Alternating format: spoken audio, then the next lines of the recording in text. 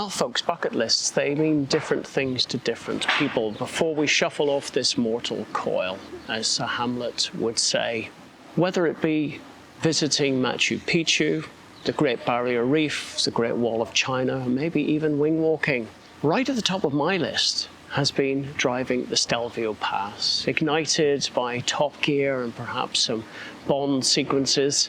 It's 850 miles away by road. That's about 1,700 miles, plus the fuel, plus the cost in time and money to do it. A typical journey would be about £350 in fuel. It would be slightly less than that in Eurostar, certainly on a flexible ticket. And I was wondering, for the same cost as a typical track day in Silverstone, let's say the GP circuit, which is about £500, could you actually go, fly to Italy, hire a car, stay a couple of nights, maybe throw in a Ferrari visit along the way? Could it be done for the same cost as that track day? So the budget is £500, that's the challenge. Will we be able to drive the Stelvio Pass for that? I'm Ed, and this is Backroad Hero.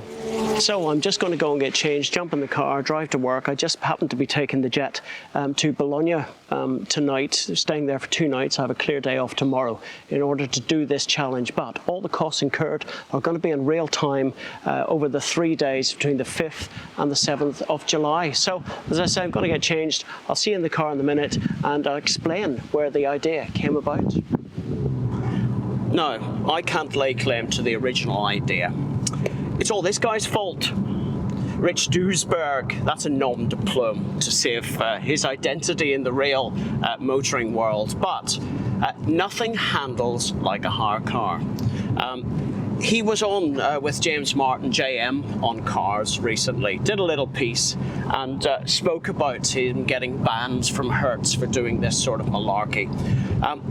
The very thing is, though, it's all about time. I would love to take the Alfa Giulia.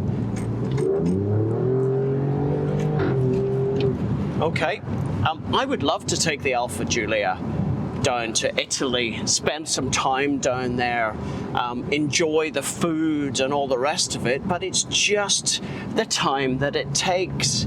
It takes a couple of days to get down to the Alps from the UK. It involves a rather expensive Channel Tunnel crossing, as well as accommodation and food and everything else, let alone fuel, wear and tear and mileage on my beloved car. So he proposed, and it's a self-published book. I'll stick the link actually down below. It's available from Amazon. It's a right riotous read, should we say. He wrote in various magazines along the years, but I just thought I would grasp the mantle and replicate maybe a few of these. If this is popular, then I'll do some more. So, cost, time, fuel, wear and tear. Track days are the same.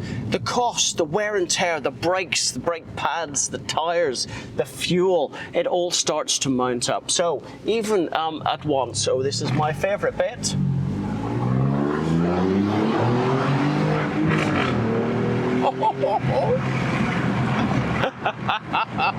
I'm sorry, I'm such a kid, I can't resist. The whole idea behind it is get a low-cost flight. I have priced everything up, and I'll come to the very, very end. So this is the 5th of July. I'm returning on the 7th of July, and all the costs were done just a few days ago. So it's last-minute stuff. It's by myself. The only thing I've actually done is book the car hire, because, of course, I'll be flying myself to Bologna this evening in the Airbus, and I'll be flying myself back again. And on the 7th, so I won't have time to do the Ferrari visit, as I would suggest, on day 3 before catching your flight home. I've done that before, and there's a little link, and I'll put it at the very end of the video as well. You can do a train and then a bus around Maranello to the Enzo Ferrari Museum. You can do the Ferrari Factory Museum as well, and it's all very well worth it. So imagine being able to fly out on day 1, stay in Bologna, hire a car for day 2, drive the Stelvio Pass, back again, leaving the car back that evening, so 1 day of hire. And then on day 3, go and visit the Ferrari museum and fly home that evening, all for less than 500 quid. Now, can it be done? Hey, we'll wait and see. I will see you tomorrow morning when we pick up the hire car. Now, I'm expecting something like a Fiat 500 or similar. Let's see. And I'm going to make sure that I tick the all-important collision damage waiver insurance to make sure that anything happens to the car, I get my sizable deposit back. So it's about £1,700 off an excess generally on this policy. Well, midway through the day, this is James. Hello. Say hello. James is going to come along with us. He's kindly accepted my invitation to go and do the Stelvio, although he's already been before. He did it as a bit of a diversion before. So I'm the one kind of doing my Stelvio cherry, and he's not. But you know what? We'll have a bit of a chat in the car, and you'll see him tomorrow as we go and pick up this hire car at 8 a.m. So we're going to straight to bed when we get from Ljubljana up to Heathrow again, and then down to Bologna. So we're running a little bit late. I just hope they don't put somebody else on the Bologna flight, because that's going to ruin and scupper my plans for that. So if you apologise to the nice lady on the air traffic control. Anyway, I'll catch you tomorrow. We'll go and pick the car up. We'll see what we got. It'll be a bit of a surprise. Well, may I present to you the Beast of Bologna. Hey, you've heard of the Beast of Turin? Well, this is the Beastie of Bologna. As fully expected, we were planning on a Fiat 500. James slept in today, he slept through his alarm, so he won't be joining me. Here we are, halfway. What they don't tell you is the simple fact that the Stevio Pass from Bologna is about 400 kilometers away. That's my fault for piss poor planning. 6 P's, prior preparation prevents piss poor performance. But anyway, we got the car for all day. Could drop it back at the hotel that we're staying at, and we're getting on down the road. Just stopped for some breakfast and coffee, but it's a 4 hours, a 15-minute journey. That just is to the generalized Stelvio Pass area. So I'm kind of assuming that's right up to the kind of the top, the car park at the top. I might end up doing a loop around, but you know what? That's just kind of, I've got to crack on. It's going to be 8 hours in the car today, and I've got it for 14 hours, so that's some going. Hiring a car and then driving it for the entire time, but it seems to be working okay. It's a bit nondescript, really, to be honest. Well, it does exactly what it says on the tin. It's a car. So I'll see you next towards the Stelvio. I'll report a bit further. The route's taking us up towards Lake Garda, and then on up that way into the hills. So hey, wish me luck. It's been an early enough start, but you know what? You got to do something. So this is it, the start of the Stelvio Pass. Lots of cyclists, lots of motorcycles, and it looks like anything faster than a Fiat 500 is a bit wasted. So, okay, bit of wheel spin. So the road condition, it's sketchy, it's wet, it's slippery, but absolutely spectacular. Really narrow, so I fear for the wing mirrors a little bit, but I can kind of understand what the fuss is about. Little mountain pass. There's a few scooters. Oh God, cyclists. And walls. So, first thing that strikes me though is the fact that I'm in a left hooker, and it's not my normal place to be. So, judging distance and spaces and things like that. A few rocks rolling down onto the roadside as well. But just looking at the map ahead, hopefully it'll save that. the twisties start here. So I suppose I'm just going to sit back and enjoy it.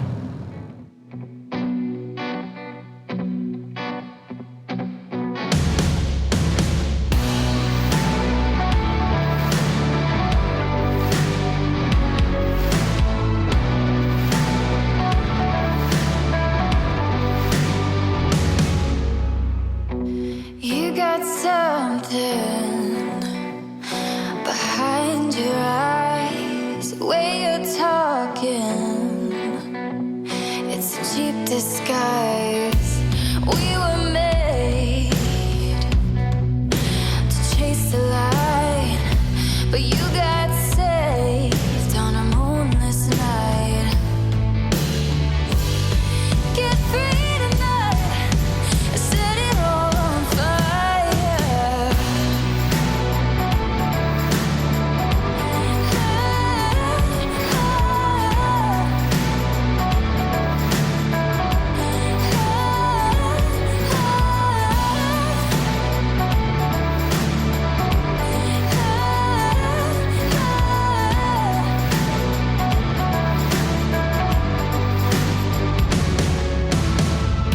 And fever dreams, talking in your sleep, said I'm gonna leave right before the red sun rises. Get free tonight, set it all on fire.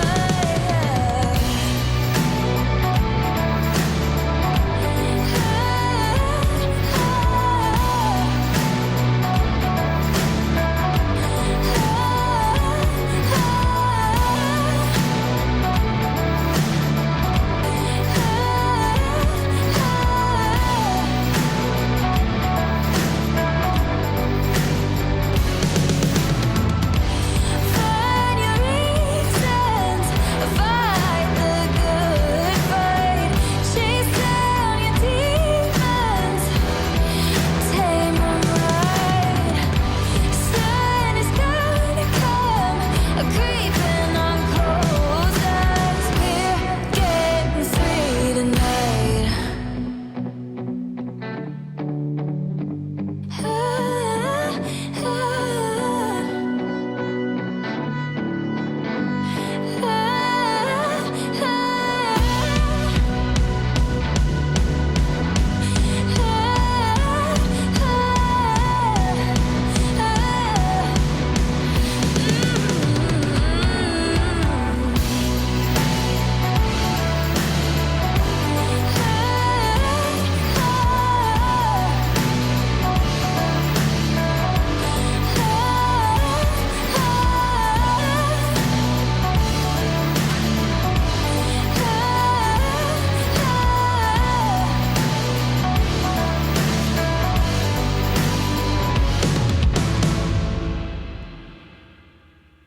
Well, there it is, the ultimate switchbacks, the Stelvio Pass. We made it to the top, just right by the big orange viewing platform and restaurant out behind. I found a quiet spot to talk to myself out the back. The little 500, there it is, parked up behind me. It made it as well.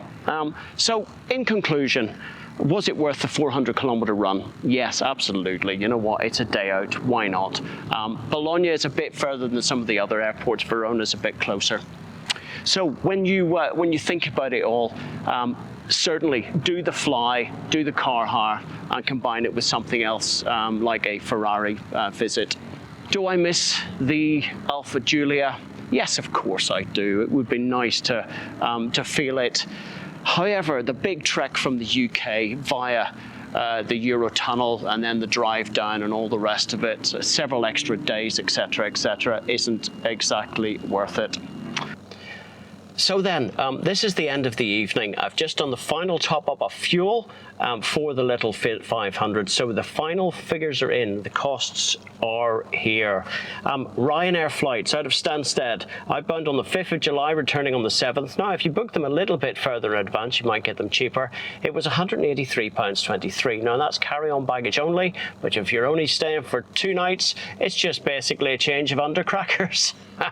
So you can stuff that in a soft bag under the seat in front of you and incur no further costs. The accommodation, 2 nights in the centre of Bologna, £97.83, and that was done through booking.com. Of course, I'm here at work, I've got my accommodation free, but these are real figures done on real times, 2 nights starting the 5th of July. The car hire then, 24 hours. I could leave it back at 8:30 tomorrow morning because I picked it up. It's a 24-hour hire, including the collision damage waiver. It was £127.55. So onto the figures then. Those three, the flights, the accommodation and the car hire come to £408.61. Now the fuel, filled up a couple of times just to make sure. The final top up was here at £64.42.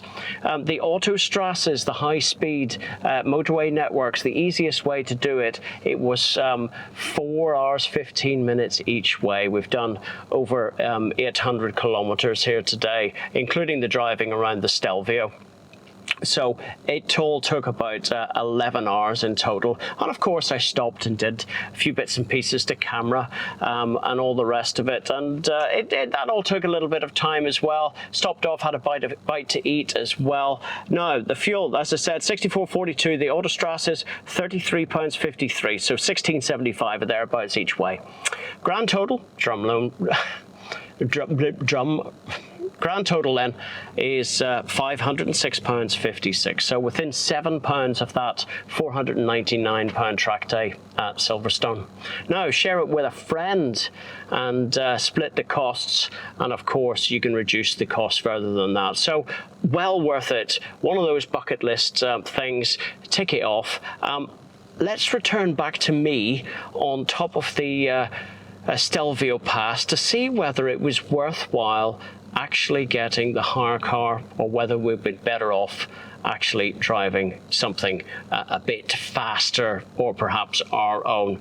Was the Fiat 500 up to the job? So there we have it, the Stelvio Pass, some motorcycles and all the rest of it. Was it worth the 400 kilometer jaunt up here? Yeah, once in a lifetime. Does the 500 work? To be honest, it has the spirit of a lion really on this one, and to be honest, with the amount of cyclists around and motorcycles, people coming the other direction and not a hugely wide road, I couldn't fault it. It would be nice to have driven the Alfa Giulia, the Quadrifoglio, up and down here. To be honest, I think it would be a bit wasted.